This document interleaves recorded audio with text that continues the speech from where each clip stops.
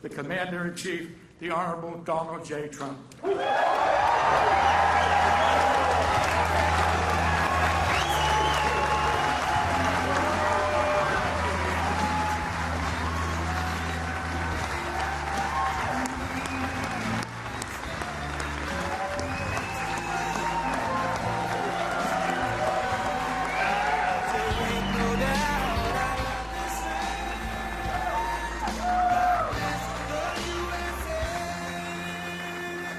Thank you very much. That's a great honor. Great people. Thank you. Sit down, please. Thank you.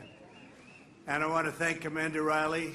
Truly thrilled to be here with thousands of America's proudest and toughest and most extraordinary patriots, the incredible veterans of AMVETS. We love our veterans. AMVETS. Thank you very much. We're special people. You fought courageously for our country, and now my administration is fighting courageously for you. That's for sure. And you know, we've accomplished a lot, we've done a lot, and one of the things we have done is you get that medical care quickly now when you go into those doctors, and you used to have to wait for weeks and weeks and weeks, and you don't wait anymore. You go out and see a private doctor, and we pay the bill. And people are really happy about it, and the vets are very happy about it. Veterans' Choice is, you've been trying to get that for 44 years, they say. 44 years. I guess it's longer than that, probably earlier than that, but for 44 years at least that we know of. And you got it, so congratulations. Hopefully you don't have to use it too often because you're going to feel great, okay? To every veteran here today, all across our land, thank you for your noble and incredible service.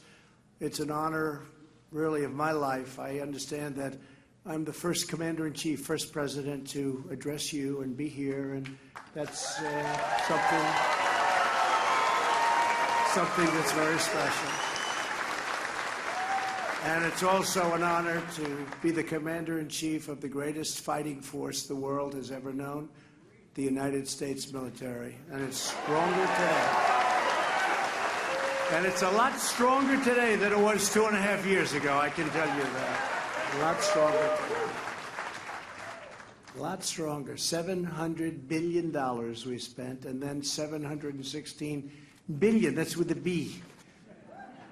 And this year it's $738 billion. So we've rebuilt your military, and it's stronger than ever before. And that was really needed. It was depleted, it was tired, it was exhausted. And you know that better than I do, but we have totally rebuilt it. I want to thank your outstanding National Commander, Reed Riley, as well as your terrific Executive Director, Joe Shenley. Where is Joe? Joe, thank you. Where's Joe? Thank you, Joe. That's not a very good seat for you, Joe. Get that mention right up top, and look, see? You want to give other people the better seats. I like that type of person, right? Thank you, Joe. It's also my privilege to recognize your National First Vice Commander, the highest-ranking woman in AMVETS history, retired Air Force Senior Master Sergeant Jan Brown. Jan. Thank you, Jan. Congratulations as well to this year's recipients of the Silver Helmet Awards, especially a dear friend who is an inspiration to all Americans, World War II veteran and Medal of Honor recipient, Woody Williams. Where's Woody? Thank you, Woody. You're looking good, Woody. Woody's looking good. That was a big day. Medal of Honor. Nothing like the Medal of Honor. I wanted one, but they told me I don't qualify, Woody. I said, can I give it to myself anyway? They said, I don't think that's a good idea. Great, great people. These are great, great men and women that get the Congressional Medal of Honor. Thank you, Woody. We are unbelievably grateful to all of the members of AMVETS and Ladies Auxiliary. They've worked so hard, and the sons of AMVETS and the junior AMVETS, and of course, the legendary AMVETS writers who are fighting to keep alive the spirit of rolling thunder. I love rolling thunder, that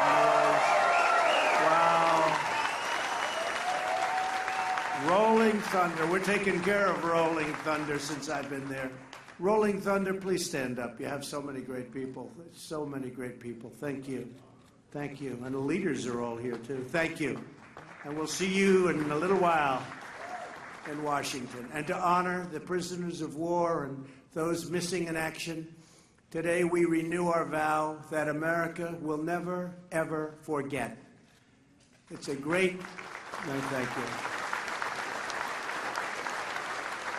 Great to be joined by a number of champions for Americans veterans, including Secretary of Education Betsy DeVos. Betsy, doing a great job. Deputy VA Secretary James Byrne. James, thank you. Great job. A man who has really done a great job. I don't know if he's appreciated. Sometimes it doesn't work out that way, but he's done an incredible job. And your state is doing phenomenal business, and I want to take all of the credit, but I can't because I have to give him a lot, too, because he has been a truly great governor, Matt Bevin.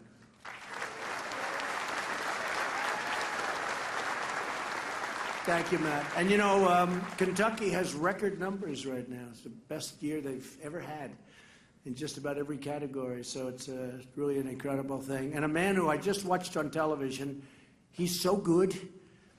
You can do television for me anytime you want. Congressman Thomas Massey. Where's Thomas? Good job. Thomas, say hello to our friends. Say hello to our friends back in Washington. That was a good job. Just watched you. I cannot come to Kentucky without also praising the exceptional work of Senator Mitch McConnell. I have to tell you, this guy is a true fighter for our veterans and for Kentucky. He's worked tirelessly to enact massive tax cuts, record defense spending, and crucial VA reform that I was just talking about. And I have to think yet, of all the things with respect to Mitch is he's a good person, but his leadership in the Senate, we've confirmed, think of this, almost 150 federal judges to uphold our nation's beloved Constitution and the foundation of American freedom. And Mitch and I have worked very hard. We're up to 150. Within about 2 months, we'll be at 179 federal judges and 2 Supreme Court judges. And it's your senator, and it's for him that's a passion like I've never seen before. And there is nothing more important. You know, when I became president, they said the most important thing you can do is judges, and in particular, they said Supreme Court justices. Well, as you know, we've named 2 Supreme Court justices, right? Justice Kavanaugh, Justice Gorsuch, and I want to just congratulate Mitch McConnell, and you have him. You have him, and he's a champion, and he fights hard, and he really is something special, and he loves your state. And I'll be here campaigning for Mitch, and I'll be campaigning for Matt, and we're going to get them both back in. And I just had to say, because Mitch has been somebody very special, and Matt knows that as well. This year, we commemorated the 75th anniversary of D-Day, June 6, 1944, when thousands of American patriots stormed the beaches of Normandy and charged through the fires of hell to ensure the survival of liberty. This year also marks the 75th anniversary of the organization that took care of those victorious veterans when they returned, and every generation of veterans since. Incredible job. Today we celebrate AMVETS for 75 years of love and loyalty and lifelong service to our military personnel, to our veterans, and to their families. Congratulations. Thank you very much. Thank you. AMVETS posts across the nation have become pillars of pride in our communities, so true, and shining symbols of the enduring power of the American spirit. Your support of our troops overseas. It welcomes them when they come back home, and you welcome them, and you're there for them in every way. Medically, physically, morally, you're with them all the way, and they appreciate it much more than you would even know. You safeguard our values, pass on our traditions, and teach generation after generation to love our country, honor our heroes, and always respect our great American flag.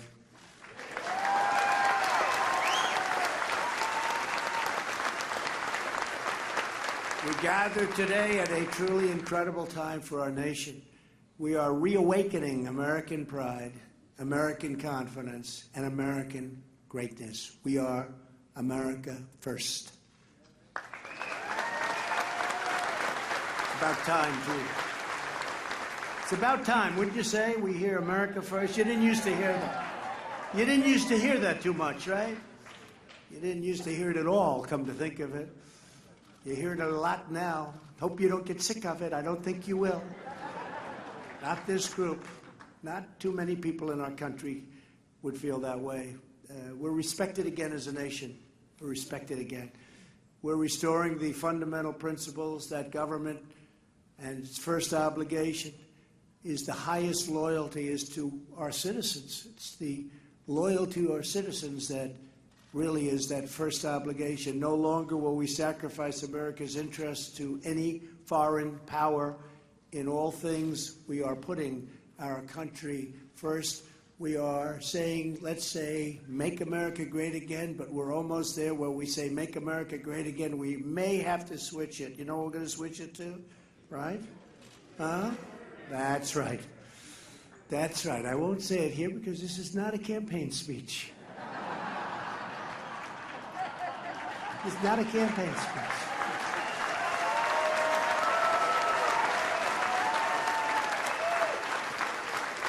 So I will not say, keep America great, but we're going to keep America great. We're going to keep America. That's a lot of press back there. Look at all of them. Wow. That's a lot of cameras going. Look at all those red lights on there. The red lights means you're on. When the lights are off, you can get a little sleepy back here and take it easy. Nowhere is this patriotic allegiance more essential than fulfilling our duty to the American warrior and to the American veteran. We are upholding our nation's solemn pledge to protect those who protect us, and they've protected us brilliantly. With America's core interests guiding us as we do, we are making unprecedented strides. Our incredible American warriors have pulverized the bloodthirsty killers of ISIS. We defeated 100% of the caliphate in Syria. We're holding thousands of ISIS fighters right now, prisoners, and we're going to give them from where they came, certain countries in Europe. They got to take them back because we don't want to hold them. Got to give them back. We're fighting for other people. We got to give them back. They got to take them. They'd rather have us hold them and let us have them for 50 years. We don't want them. We don't want them. They should take them. Do we agree? They should take them. They say to us, why don't you hold them in Guantanamo Bay for 50 years and you just hold them and spend billions and billions of dollars holding them? And I'm saying, no, you got to take them. We fought. We have them captured. They're all captured. Thousands. ISIS. But now Europe has to take them, and different countries where they came from have to take them. Do we agree with that? I was just curious as to what you thought.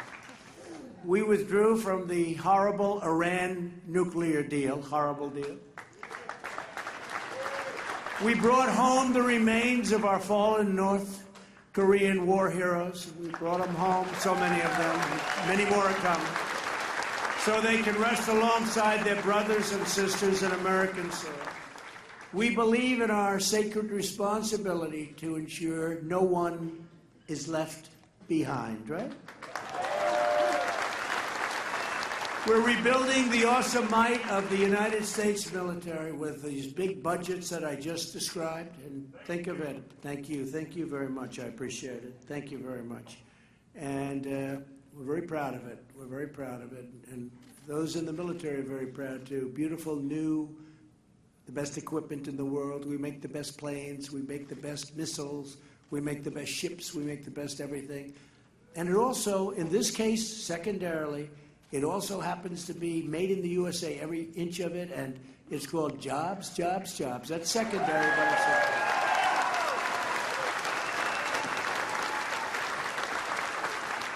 And the Army will very soon have 300 powerful new M1 Abrams tanks.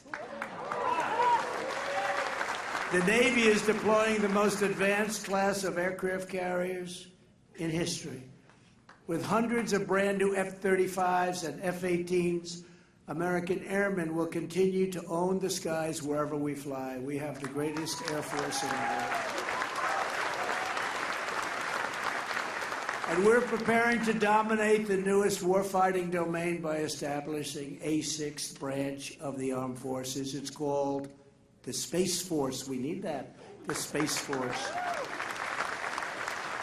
And that's moving along through approval, and it's become very, very popular. People see it now more than they did 2.5 years ago. They see it now, and they know how important it is for defense and offense and for everything.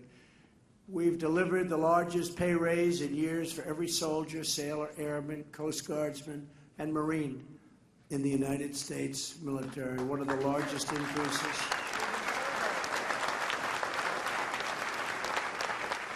Our active duty personnel are the best equipped, best trained, most technologically advanced fighting force in the history of the world. The best equipment in the world, best training in the world.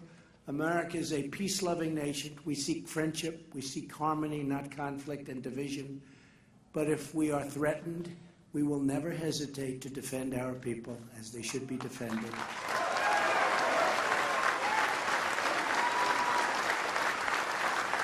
And if our enemies should dare to fight us, they will be crushed with overwhelming American might. No adversary stands a chance against the awesome power of the red, white, and blue. There is no military even.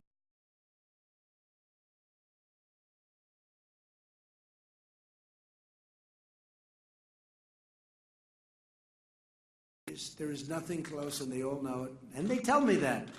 They tell me that. There's nobody close. And we have to keep it that way. And we don't want to have to use it. We don't want to have to use it. But we have to have it just in case, right? The members of our armed forces, and you understand that very well, the members of our armed forces have always lived by the word of Douglas MacArthur. In war, there is no substitute for victory. We have an armed forces that's unparalleled, and to achieve victory, there is no substitute for the unmatched character and courage of those who proudly wear the nation's uniform. And we even have different uniforms. Did you see some of the different designs of the uniforms? We're going back to a style and a look that nobody thought we'd go back to because of expense, and now we have brand new, the most beautiful uniforms you've ever seen. But much more importantly are the people that wear that uniform. What's inside that uniform? That's much more important. Much more. That's the best in the world. Every warrior who serves has poured out, and they have poured out their hearts and souls for America. We believe their government must show them the same devotion in return, and we've been doing that, at least in the last 2.5 years we have. Can you believe it's almost 3 years now? Because I've been saying 2.5 years now for a number of months. And we're getting close to 3. I'll have to be changing it to 3 very soon.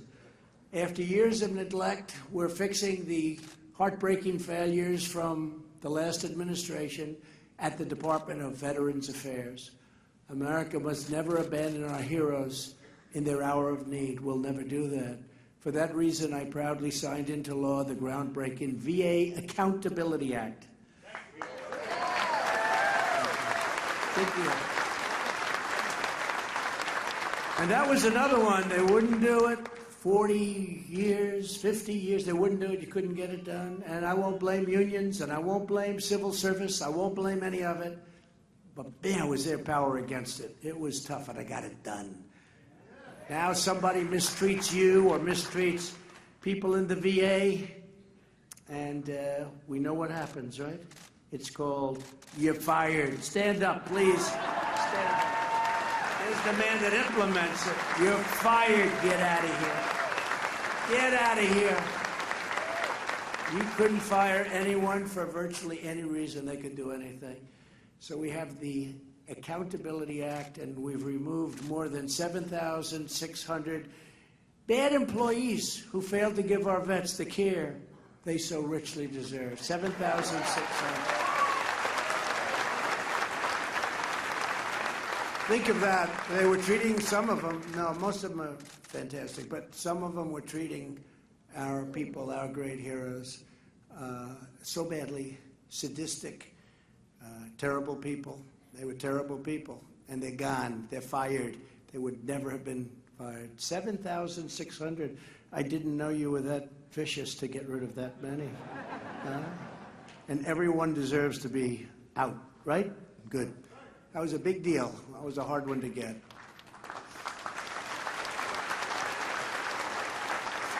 And as I said, and something that I guess I'm most proud of, because, I don't know, accountability was very important. Some people think it was as important, maybe not.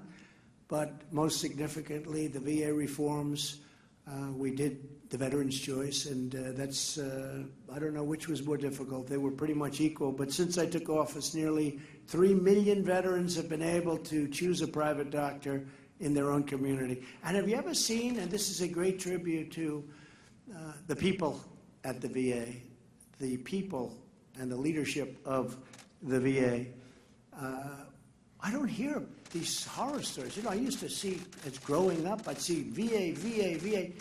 I don't want to, you know, well, let me find some wood. Wait.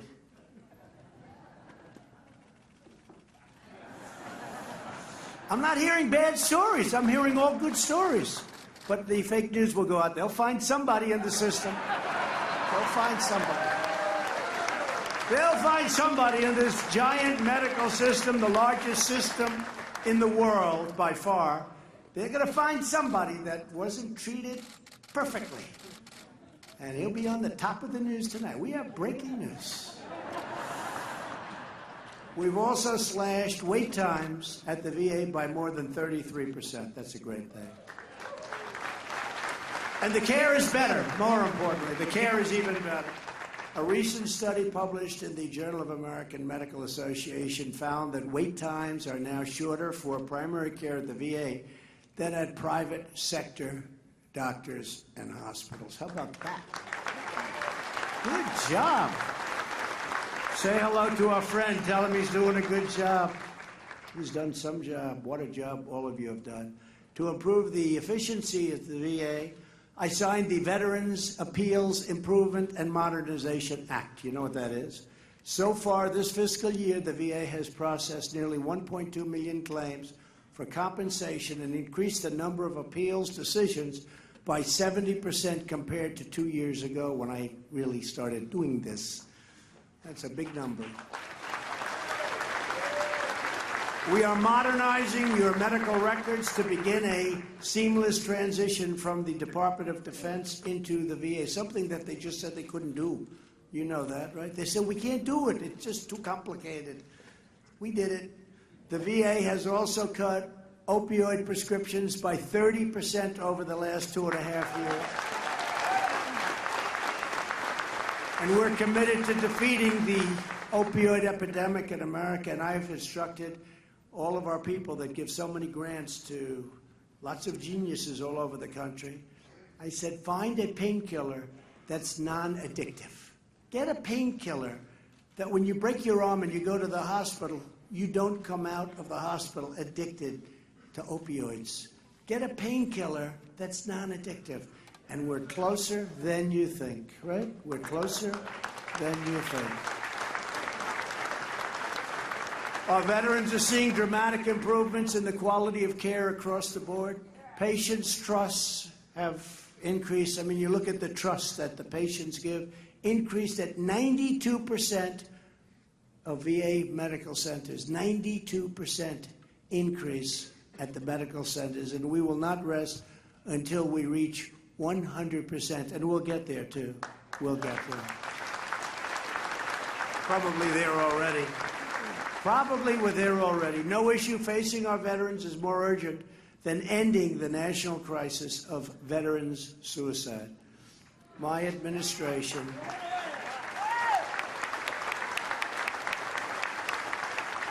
is determined to do everything in our power to save the lives of our heroes.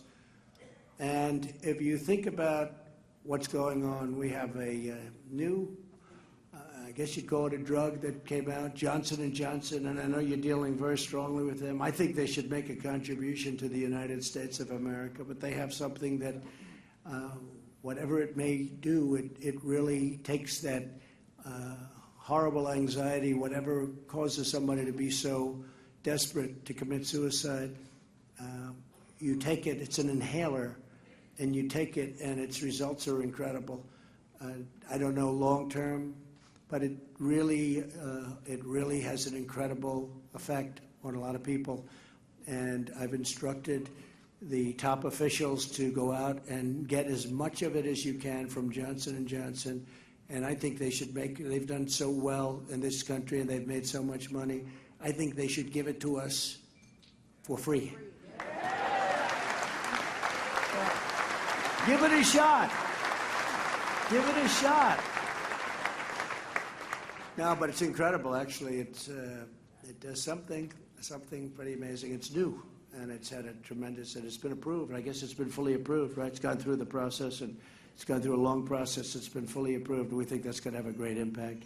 We've secured a record $8.6 billion for mental health services, and we opened, it's a record, we opened the White House VA hotline to help ensure no claim ever again falls through the cracks. I mean, a lot of claims were having a lot of problems going on for years. We work it out. The VA is now providing same-day emergency mental health care and mental health screenings to every patient that walks through the door. It's incredible, the difference between now and 3 years ago.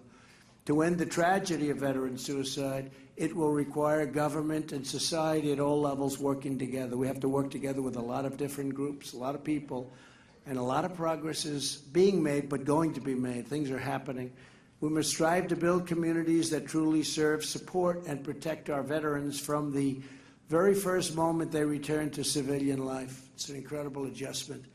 That's exactly what we aim to achieve with the Prevents Initiative. You know what the Prevents Initiative is? A task force created earlier this year to unify the efforts of government, business, and nonprofit groups.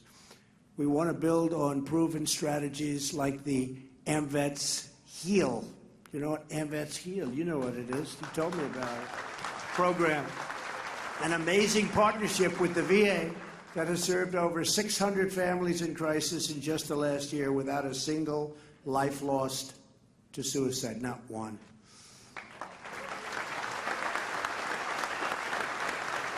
To every veteran who is facing this struggle, I want you to know that you are not alone. We are with you.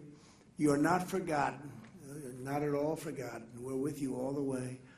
And you are not beaten. You will overcome, you will prevail, you will triumph, and you will thrive. You will thrive. A lot of progress has been made. So many different things we're making progress in. Millions of Americans are right by your side, and we are with you every single step of the way. One of those Americans is someone that you know very well, Jim Pigeon, a Navy veteran and former national commander of AMVETS. Jim, where's Jim? Come on up here, Jim. Come on up here, Jim. For the past 1,257 consecutive days, Jim has challenged Americans to join him in doing 22 push-ups. Don't challenge me. Don't make me do that.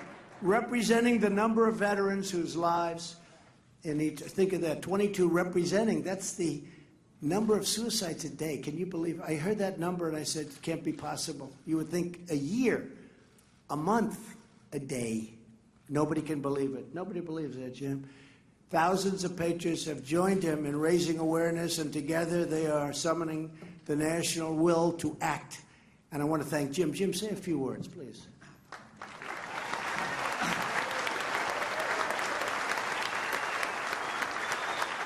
Thank you, Mr. President. It's what an honor to be here. I would not be able to do this without the support, the love, and the prayers of my beautiful wife, Paulette.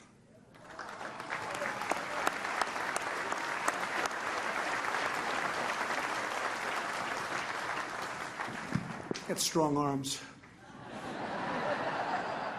Just tap them. It's like a piece of steel. Thank you, Jim. No one deserves the blessings of freedom more than the heroes who risked their lives to defend it. For this reason, my administration has worked aggressively to boost veterans' employment, and we're setting records. Since my election, we have reduced the number of unemployed veterans by 37%. That's pretty good.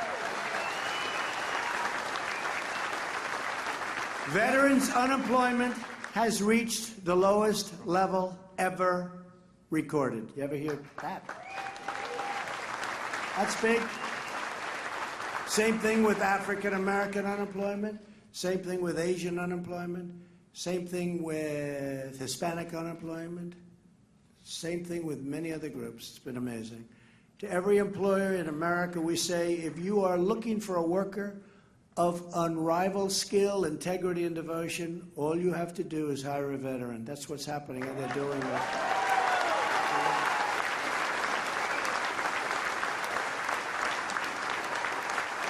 I have a friend who's been doing it lately, and he said, why didn't I do this 25 years ago? I said, that's your problem. He's very happy.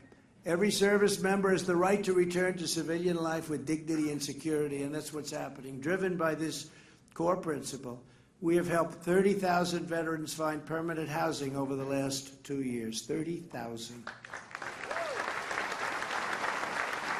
We have also expanded the GI Bill so that veterans can use their benefits to get an education at any point in their lifetime, a crucial reform to expand opportunity to veterans in every stage of their career. That's a big thing. And today I'm proud to announce that I am taking executive action to ensure that our wounded warriors are not saddled with mountains of student debt. In a few moments, I will sign a memorandum directing the Department of Education to eliminate every penny of federal student loan debt owed by American veterans who are completely and permanently disabled.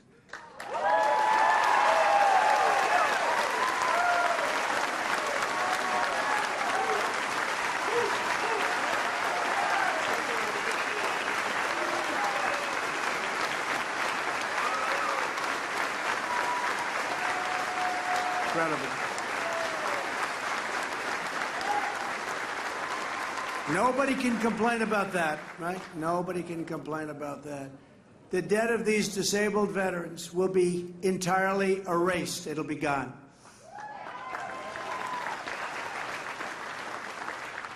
And you sleep well tonight. Altogether, this action will wipe out an average of $30,000 in debt owed by more than 25,000 eligible veterans who have made immense sacrifices, the ultimate sacrifice in many ways for our nation. They've made a sacrifice that's so great, and they're such incredible people, and they never complain. They never complain. That's hundreds of millions of dollars in student debt held by our severely wounded warriors. It's gone forever.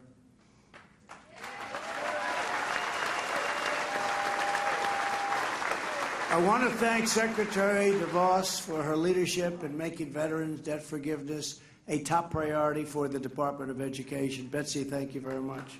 Stand up, Betsy. Stand up. And there will be no federal income tax on the forgiven debts. So that's really big stuff. It's all passed. It's all passed. All we have to do is sign it, which we're going to do right at that beautiful desk. Okay? All we have to do. Today, I'm also calling upon all 50 states to immediately waive all applicable state taxes as well. The state taxes hopefully will be going away very quickly. Most of the states have already agreed to do that. Joining us today is one of the many American heroes who will benefit from this action, Catherine Castle. Amazingly, Catherine served in 3 different branches of the armed forces, the Army, the Navy, and the Air Force. Wow, you're going to have to tell me which is the best, please. I want to know which is the best.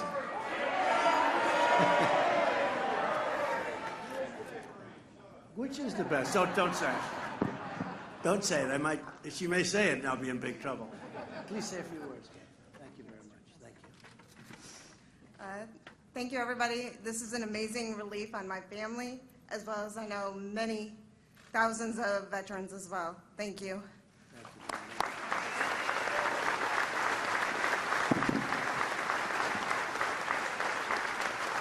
Thank you very much, Catherine. After 2 tours in Iraq, Catherine developed multiple serious health conditions, very, very serious, related to her service, including significant lung problems. Despite these obstacles, Karen is now pursuing a degree at the University of Nevada. Catherine, we are really profoundly grateful for your service and for your immense sacrifice. You've been incredible, and thank you, and it's great to have gotten to know you. And everybody in this room is very proud of you. Thank you very much. Thank you, Catherine. Veterans like Catherine, who have made such enormous sacrifices for our country, should not be asked to pay any more. Rather, it is America who owes our heroes a supreme debt of gratitude. So that's the way we feel. Across oceans, jungles, mountains, and deserts, and battlefields, and enemy camps across the globe, our veterans fought and bled to vanquish our enemies and preserve America's birthright of freedom. Our country, our liberty, our families, our homes, our safety, our very lives, everything that matters, and everyone who we hold dear are sacred and just sacred to us and secured by the grace of God and the immortal courage of those who serve. The story of the American veteran, and I call them the American warrior because that's what they are, the great warriors, is the story of the American nation. You have written our history, shaped our identity, forged our destiny, marched us to glory, and always planted the righteous flag of American victory.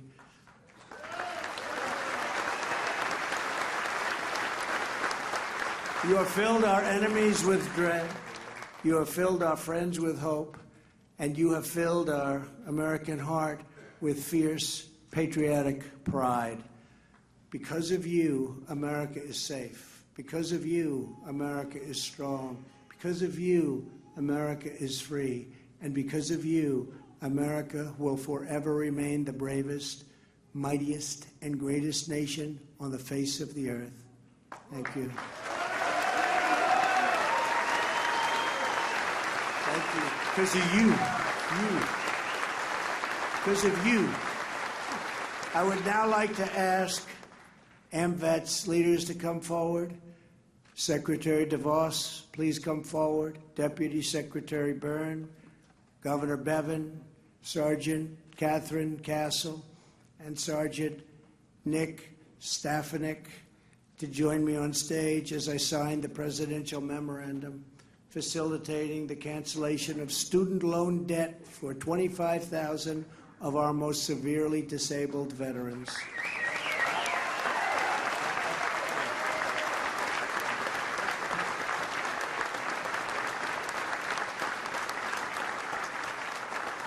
And with today's order, we express the everlasting love and loyalty of a truly grateful nation. God bless our veterans, and God bless America. Thank you very much. Thank you. Thank you very much.